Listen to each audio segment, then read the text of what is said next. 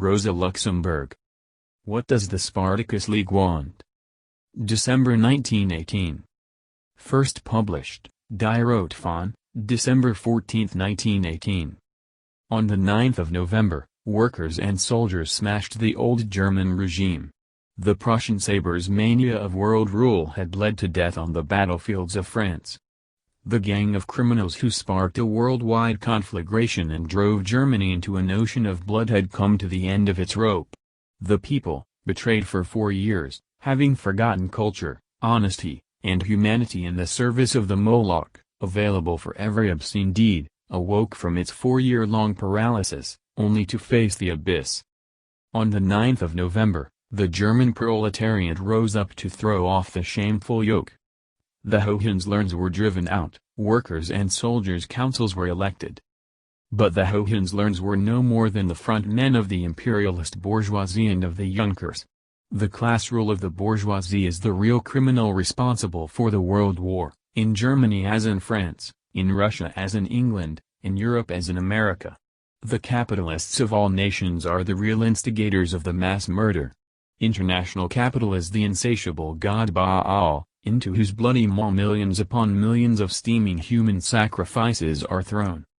The World War confronts society with the choice, either continuation of capitalism, new wars, and imminent decline into chaos and anarchy, or abolition of capitalist exploitation. With the conclusion of World War, the class rule of the bourgeoisie has forfeited its right to existence. It is no longer capable of leading society out of the terrible economic collapse which the imperialist orgy has left in its wake. Means of production have been destroyed on a monstrous scale. Millions of able workers, the finest and strongest sons of the working class, slaughtered. Awaiting the survivors' return stands the leering misery of unemployment. Famine and disease threaten to sap the strength of the people at its root. The financial bankruptcy of the state, due to the monstrous burdens of the war debt, is inevitable. Out of all this bloody confusion, this yawning abyss, there is no help, no escape, no rescue other than socialism. Only the revolution of the world proletariat can bring order into this chaos, can bring work and bread for all, can end the reciprocal slaughter of the peoples, can restore peace, freedom, true culture to this martyred humanity. Down with the wage system. That is the slogan of the hour. Instead of wage labor and class rule there must be collective labor. The means of production must cease to be the monopoly of a single class, they must become the common property of all. No more exploiters and exploited. Planned production and distribution of the product in the common interest. Abolition not only of the contemporary mode of production, mere exploitation and robbery, but equally of contemporary commerce, mere fraud. In place of the employers and their wage slaves, free working comrades. Labor as nobody's torture, because everybody's duty. A human and honorable life for all who do their social duty. Hunger no longer the curse of labor, but the scourge of idleness. Only in such a society are national hatred and servitude uprooted. Only when such a society has become reality will the earth no more be stained by murder. Only then can it be said, this war was the last. In this hour, socialism is the only salvation for humanity. The words of the Communist Manifesto flare like a fiery maneticle above the crumbling bastions of capitalist society. Socialism or barbarism. 2. The establishment of the socialist order of society is the mightiest task which has ever fallen to a class and to a revolution in the history of the world. This task requires a complete transformation of the state and a complete overthrow of the economic and social foundations of society. This transformation and this overthrow cannot be decreed by any bureau, committee, or parliament. It can be begun and carried out only by the masses of people themselves. In all previous revolutions a small minority of the people led the revolutionary struggle, gave it aim and direction, and used the mass only as an instrument to carry its interests, the interests of the minority, through to victory. The socialist revolution is the first which is in the interests of the great majority and can be brought to victory only by the great majority of the working people themselves. The mass of the proletariat must do more than stake out clearly the aims and direction of the revolution. It must also personally, by its own activity, bring socialism step by step into life. The essence of socialist society consists in the fact that the great laboring mass ceases to be a dominated mass, but rather, makes the entire political and economic life its own life and gives that life a conscious, free, and autonomous direction. From the uppermost summit of the state down to the tiniest parish, the proletarian mass must therefore replace the inherited organs of bourgeois class rule, the assemblies, parliaments, and city councils, with its own class organs, with workers' and soldiers' councils. It must occupy all the posts, supervise all functions, measure all official needs by the standard of its own class interests and the tasks of socialism. Only through constant, vital, reciprocal contact between the masses of the people and their organs, the workers' and soldiers' councils, can the activity of the people fill the state with a socialist spirit.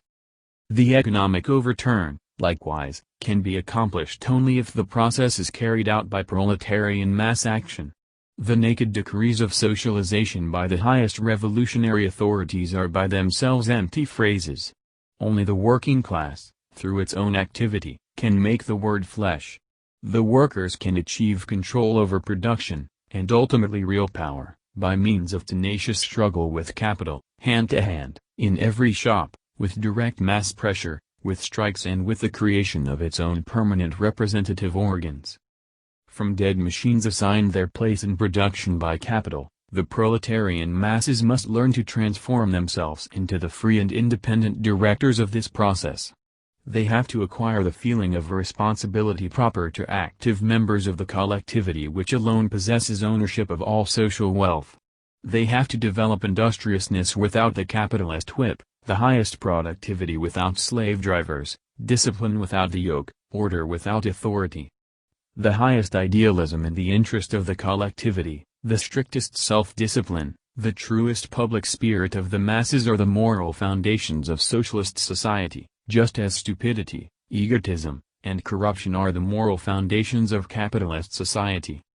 All these socialist civic virtues, together with the knowledge and skills necessary to direct socialist enterprises, can be won by the mass of workers only through their own activity, their own experience. The socialization of society can be achieved only through tenacious, tireless struggle by the working mass along its entire front, on all points where labor and capital, people and bourgeois class rule, can see the whites of one another's eyes. The emancipation of the working class must be the work of the working class itself. 3. During the bourgeois revolutions, bloodshed, terror, and political murder were an indispensable weapon in the hand of the rising classes. The proletarian revolution requires no terror for its aims, it hates and despises killing. It does not need these weapons because it does not combat individuals but institutions, because it does not enter the arena with naive illusions whose disappointment it would seek to revenge. It is not the desperate attempt of a minority to mold the world forcibly according to its ideal, but the action of the great mass of millions of the people, destined to fulfill a historic mission and to transform historical necessity into reality. But the proletarian revolution is at the same time the death knell for all servitude and oppression. That is why all capitalists, Junkers, petty bourgeois, officers, all opportunists and parasites of exploitation and class rule rise up to a man to wage mortal combat against the proletarian revolution. It is sheer insanity to believe that capitalists would good-humoredly obey the socialist verdict of a parliament or of a national assembly, that they would calmly renounce property, profit, the right to exploit. All ruling classes fought to the end, with tenacious energy, to preserve their privileges. The Roman patricians and the medieval feudal barons alike, the English cavaliers and the American slave dealers, the Wallachian boyars and the Lyonnais silk manufacturers, they all shed streams of blood, they all marched over corpses, murder, and arson, instigated civil war and treason, in order to defend their privileges and their power. The imperialist capitalist class, as last offspring of the caste of exploiters, outdoes all its predecessors in brutality, in open cynicism and treachery. It defends its holiest of holies, its profit and its privilege of exploitation, with tooth and nail, with the methods of cold evil which it demonstrated to the world in the entire history of colonial politics and in the recent World War. It will mobilize heaven and hell against the proletariat. It will mobilize the peasants against the cities, the backward strata of the working class against the socialist vanguard. It will use officers to instigate atrocities. It will try to paralyze every socialist measure with 1,000 methods of passive resistance. It will force a score of vendees on the revolution. It will invite the foreign enemy, the murderous weapons of Clemenceau, Lloyd George, and Wilson into the country to rescue it. It will turn the country into a smoking heap of rubble rather than voluntarily give up wage slavery. All this resistance must be broken step by step, with an iron fist and ruthless energy. The violence of the bourgeois counter-revolution must be confronted with the revolutionary violence of the proletariat. Against the attacks, insinuations, and rumors of the bourgeoisie must stand the inflexible clarity of purpose, vigilance, and ever-ready activity of the proletarian mass. Against the threatened dangers of the counter-revolution, the arming of the people and disarming of the ruling classes. Against the parliamentary obstructionist maneuvers of the bourgeoisie, the active organization of the mass of workers and soldiers. Against the omnipresence, the 1,000 means of power of bourgeois society, the concentrated, compact, and fully developed power of the working class. Only a solid front of the entire German proletariat, the South German together with the North German, the urban and the rural, the workers with the soldiers, the living, spirited identification of the German Revolution with the international, the extension of the German Revolution into a world revolution of the proletariat can create the granite foundations on which the edifice of the future can be constructed. The fight for socialism is the mightiest civil war in world history, and the proletarian revolution must procure the necessary tools for this civil war. It must learn to use them, to struggle and to win. Such arming of the solid mass of laboring people with a real political power for the tasks of the revolution, that is the dictatorship of the proletariat and therefore true democracy.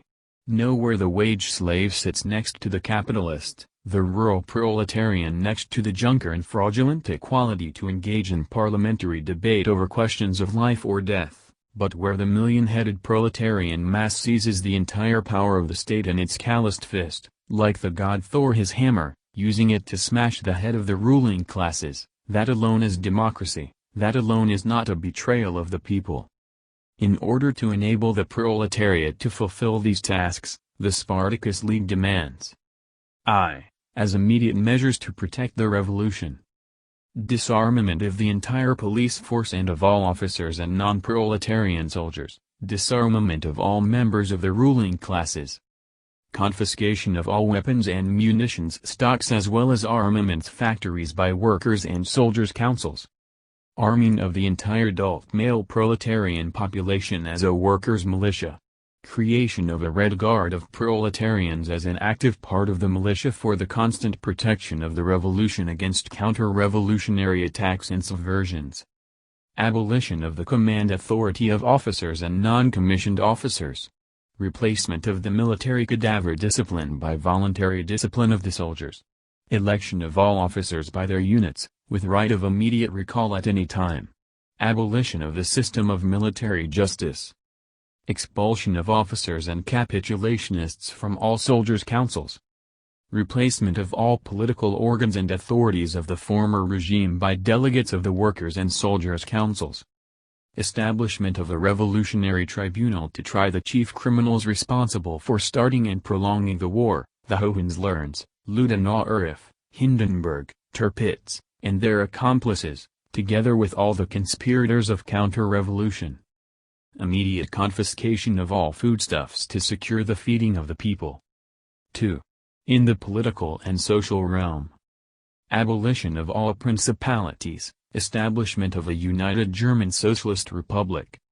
Elimination of all parliaments and municipal councils, and takeover of their functions by workers' and soldiers' councils, and of the latter's committees and organs. Election of workers' councils in all Germany by the entire adult working population of both sexes, in the city and the countryside, by enterprises, as well as of soldiers' councils by the troops, officers and capitulationists excluded.